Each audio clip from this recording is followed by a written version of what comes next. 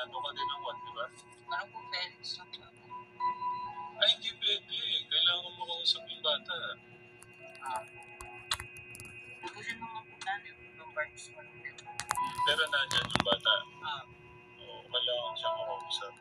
Hindi pwedeng hindi ka makausap din. Sinabi ni nanay na halawan na daw. Ito, umano na kami dito kasi nga para magkaharap-harap na.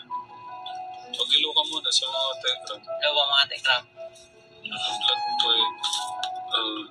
Ito po kasi, ito pong araw na to ka-Telegram yung ano namin. Punta daw po yung parents kahapon eh. Nagpunta kahapon? Ba't di naman Di po. nagsabi kahapon? Sila daw po muna nag-usap. Parang ginawa ko na yung sa inyo. Oo.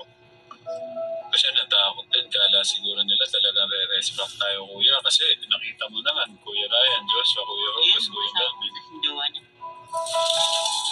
Yun yun. Ano to? About, ano to? Face off ng mga magulang sa Telegram.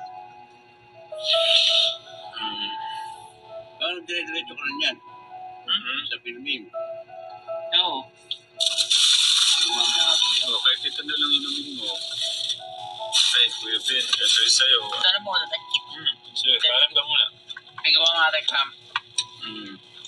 Add ko lang yung pain sa tama. Nasaan yung ano mo, mama chop-chop sa kanila? Ikaw mga Telegram, may chup-chup ako. Sige, Ikaw ba tayo? ito lang ako may dito. Tapusan po, bali magkakaroon.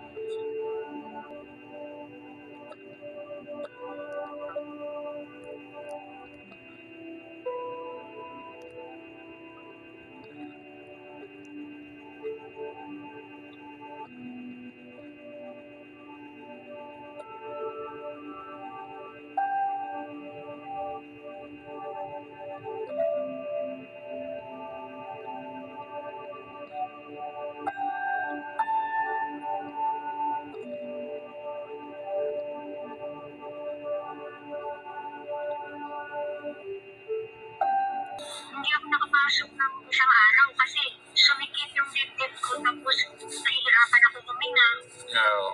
Tapos nakakailang sabihin. Okay lang po din. Muntik na ma-deform yung ilong ko eh. Bakit? Gastusan ko pa naman ito eh. Hindi lang. Ang totoo lang. Ito po yung sa loobin ng puso ko, doon po sa pagmamahal nyo kay Kuya. Ako, parang ayaw ko sayangin yung love ni Ninang na parang ayaw kong ipagdamot yung si Kuya.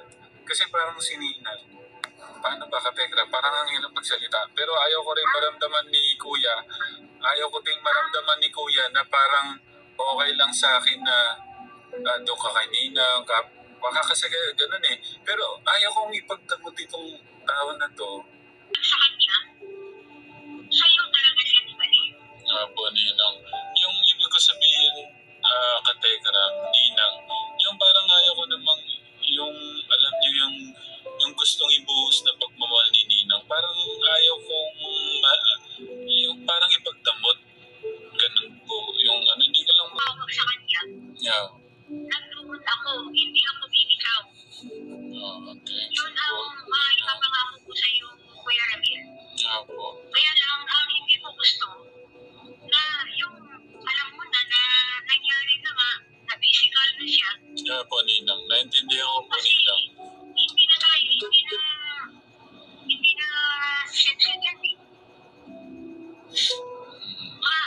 Majority ng mga tao na nagmamahal sa kanya, nagmamahal sa inyo, na wala na talagang choice. Wala na talagang, ano ba sa Tagalog? Magkakataon ba? Or ano ba sa Tagalog? Na sa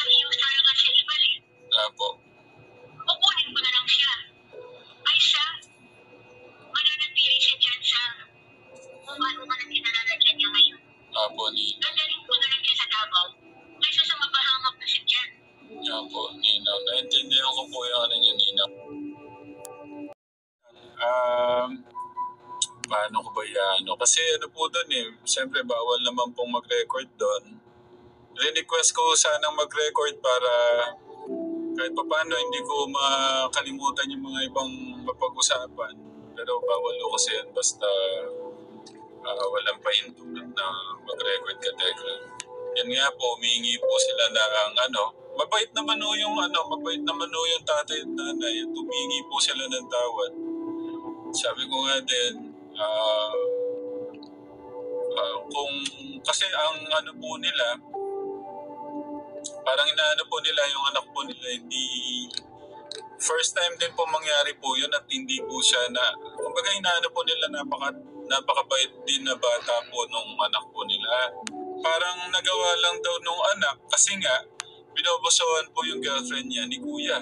Sabi ko, hindi ko nga, kaya po gusto ko pong makausap sana po yung anak niyo. Gusto ko talagang malaman kung paano po nangyari kasi wala din sa ko na magagawa po ng anak ko yun. Sabi kong gano'n. Tapos, yung sinabi ko po na sa 5 years na pagsasama po kami nung bata na yan, hindi ko paano na magagawa po niya yung ganyan. Kasi napakatahimik lang po na. Tapos hanggang sa humingi na lang ng tawad yung nanay. Tapos naiyak pa nga po siya. Mukhang mababait naman po yung nanay at tatay. Tapos, sinabihan. Tapusan sa akin na yan. Yung napagtapusan po, bali